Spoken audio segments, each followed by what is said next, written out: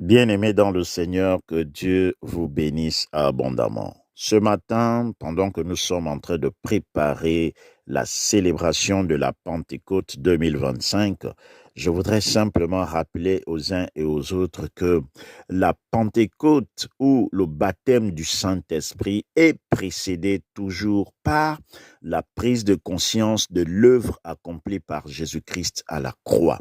Bien-aimé dans le Seigneur, tu veux être baptisé du Saint-Esprit, c'est bien. C'est une expérience personnelle qu'il faut vivre. Elle peut être vécue avant, pendant ou après la nouvelle naissance, mais elle est toujours précédée par la prise de conscience de l'œuvre accomplie par Jésus-Christ.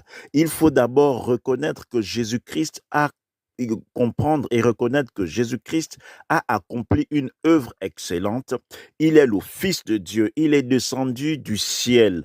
Il a été offert en sacrifice pour le pardon de nos péchés.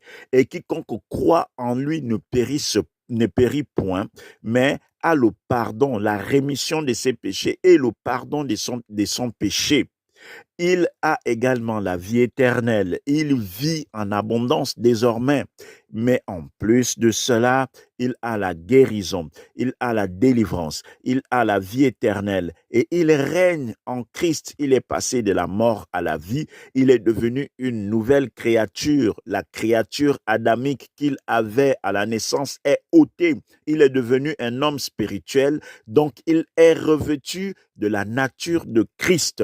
Bien-aimé dans le Seigneur, c'est après avoir pris connaissance de l'œuvre accomplie par Jésus-Christ à la croix, au moment où on est en train de l'annoncer, soit par des prédications, soit par des paroles entendues ou par la méditation de la parole, c'est donc après avoir entendu l'évangile que l'on peut être baptisé du Saint-Esprit. Oui, bien-aimé dans le Seigneur, as-tu connaissance de l'œuvre accomplie par Jésus-Christ?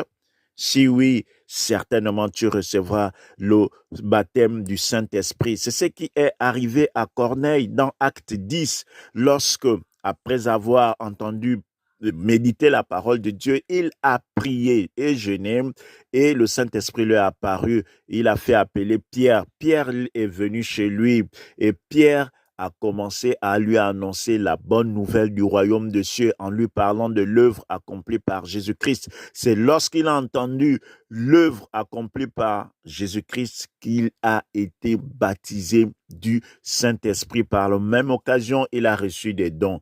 Toi aussi, bien-aimé dans le Seigneur, tu veux recevoir ce baptême?